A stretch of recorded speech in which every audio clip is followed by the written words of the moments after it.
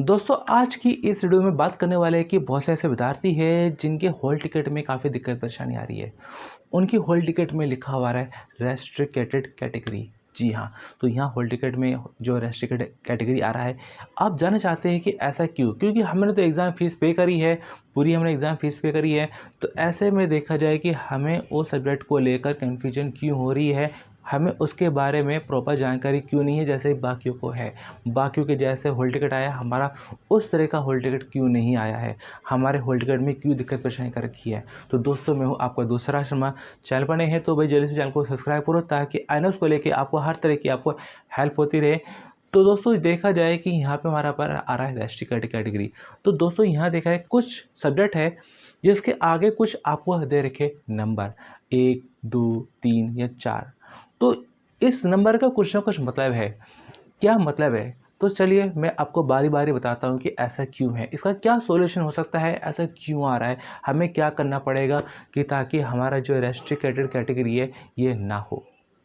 तो दोस्तों सबसे पहले मैं आपको बताना चाहूँगा कि अगर यहाँ पे आपका कोई सब्जेक्ट है, अगर उस सब्जेक्ट के आगे यहाँ पे आपका रेस्ट्रिक्टेड करके नंबर 1 लिखा हुआ है, 1 लिखा हुआ है, तो उसका मतलब यहाँ पे हमारा पर होता है कि एडमिशन एक्सपायर। जी हाँ, क्योंकि एनोस में जो एडमिशन होता है 5 साल तक ही वैलिड होता है। यानी कि आपको 5 साल मिलते हैं। एक अगर आपने एक बार एडमिशन ले लिया है तो आपको 5 साल मिलते हैं कि उन 5 सालों में आप अपनी पढ़ाई पूरी कर सके। लेकिन जब आपका अपना 5 साल से ऊपर का टाइम हो जाता है तो आपका एडमिशन एक्सपायर हो जाता है और ऐसे में आपको जो है दोबारा री-एडमिशन आपको लेना होता है और अपना आगे फिर आपको दोबारा से अपनी तैयारी आपको करनी होती है। हाँ, ये भी है कि जब आप री-एडमिशन लेते हैं और अपना एनोस में थे और एनोस से आपको यहाँ पर आपको 5 साल से ज़्यादा हो चुके हैं, तो ऐसे में आप जो है जिन स्टूडेंट में पास थे आप उनको ऐड भी करवा सकते हैं।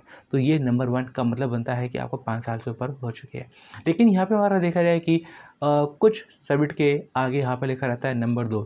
इस नंबर 2 का मतलब हमारे पे क्या होता है? इस नंबर 2 का मतलब हमारा होता है यहाँ पर कि less than 2 year gap between 10th and 12th। जी हाँ, कि यहाँ पे हमारे पास देखा जाए 10th और 12th के बीच में जो है अपना 2 साल की गैपिंग होनी चाहिए। मतलब जैसे कि अगर किसी विद्यार्थी ने अगर हमारा देखा जाए कि मार्च अप्रैल 2021 में 10th पास करी है, तो मार्च अप्रैल 2023 में उसका 12th का फाइनल बनता है और इस बीच वो मैक्सिमम 4 सब्जेक्ट का ही एग्ज़ाम दे सकते हैं। अगर 5 या 6 या 7 सब्जेक्ट की एग्ज़ाम फ़ीस पे करते हैं तो कुछ सब्जेक्ट के आगे अपना हमारा पर 2 लिखा हुआ आ सकता है, क्योंकि 10th और 12th के बीच में 2 साल की गैपिंग होनी चाहिए। क्योंकि जो रेगुलर स्टूडेंट होते हैं तो वो करते क्या है कि अपना 10th पास करते हैं, फिर अपना 11th करते हैं, फिर 12th करते हैं। इस हिसाब से उनका जो है 10th 12th अपना कंप्लीट होता है। लेकिन यहाँ पे हमारे पास एनोस में हमारे पास देखा जाए क्या होता है कि 10th पास करी और डायरेक्ट 10th पास करते ही 12th में एडमिशन हो जाता है। लेकिन यहाँ पे जो गैप रखा गया है वो रेगुलर के बराबर ही रखा गया है। नहीं तो आप ये खुद सोचिए कि जो रेगुलर वाले हैं वो भी तो फिर ये सोचेंगे ना कि हम अपना 1 साल क्यों बर्बाद करें।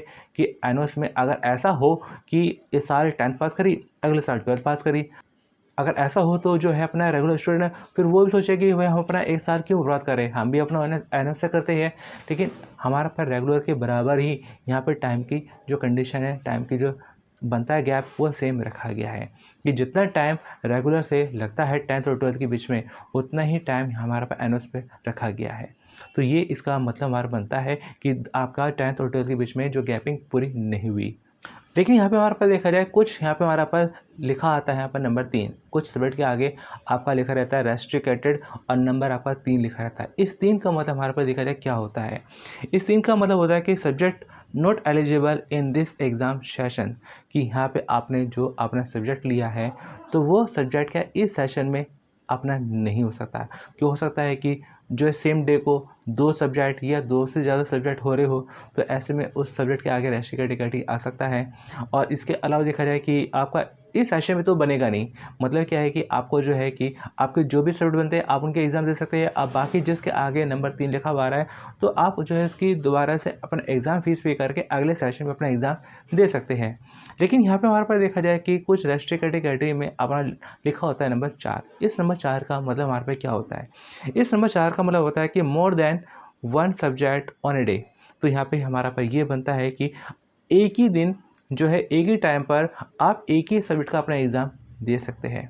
जी हाँ, तो यहाँ पर ये बनता है, लेकिन अब यहाँ पे हमारे पर क्या एक ही दिन, एक ही टाइम पर 2 या 2 से ज़्यादा सब्जेक्ट हैं, तो कैसे होगा?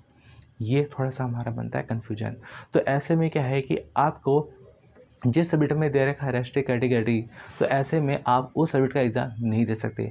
बाकी जो सब्जेक्ट आपके बनते हैं, आप उनका एग्ज़ाम दे सकते हैं, क्योंकि यहाँ पे हमारा पर क्या है कि आर्ट्स है, कॉमर्स है, साइंस है। तो क्या होता है कि जैसे कि जो आर्ट्स लेते हैं, तो मोस्टली कि उनके आर्ट्स वाले सब्जेक्ट होते हैं, जो साइंस लेते हैं, तो उनके मोस्टली साइंस वाले सब्जेक्ट होते हैं। तो जब ऐसे में एनएस वाले ये सोचते हैं कि कोई स्टूडेंट है, जिसने अपना आर्ट्स ली है, तो वो अपना साइंस का सब्जेक्ट तो लेगा नहीं, और जिसने साइंस ली है, तो वो अपना आर्ट्स या कॉमर्स का सब्जेक्ट तो लेगा नहीं। तो थोड़ा-सा वो हिसाब लगाते हैं, इसीलिए जैसे कि अपना जैसे हिस्ट्री है, अब बायोलॉजी है, तो इनका एग्ज़ाम सेम डे को ले लेते हैं, ताकि साइंस वाले भी दे सकें और अपना जो है आर्ट्स वाले भी दे सकें। लेकिन कुछ स्टूडेंट बाय मिस्टेक अपना या अपना चॉइस से या अपनी मर्ज़ी से, अपने हिसाब से अपना आर्ट्स की भी सब्जेक्ट ले लेते हैं और साइंस की भी ले लेते हैं। तो ऐसे में सेम डे अपना आपका एग्ज़ाम पड़ जाता है। तो ऐसे में आप जो है कि जो दोनों सब्जेक्ट के एग्ज़ाम आप सेम डे नहीं दे सकते, तो आपको एक ही एग्ज़ाम आपको देने को मिलता है, अब बाकी दूसरा आप एग्ज़ाम नहीं दे पाते और दूसरा एग्ज़ाम आप नहीं दे सकते हैं। हाँ, ये है कि अगर आप फिर भी देना चाहते हैं, तो आप उसे अगले सेशन में दे सकते हैं कि आपका यहाँ पर जो है कि एक सब्जेक्ट अभी आपने निकाल लिया, बाकी अपना अगली बार अपना एग्ज़ाम फ़ीस पे करके निकाल सकते हैं, ये भी हो सकता है।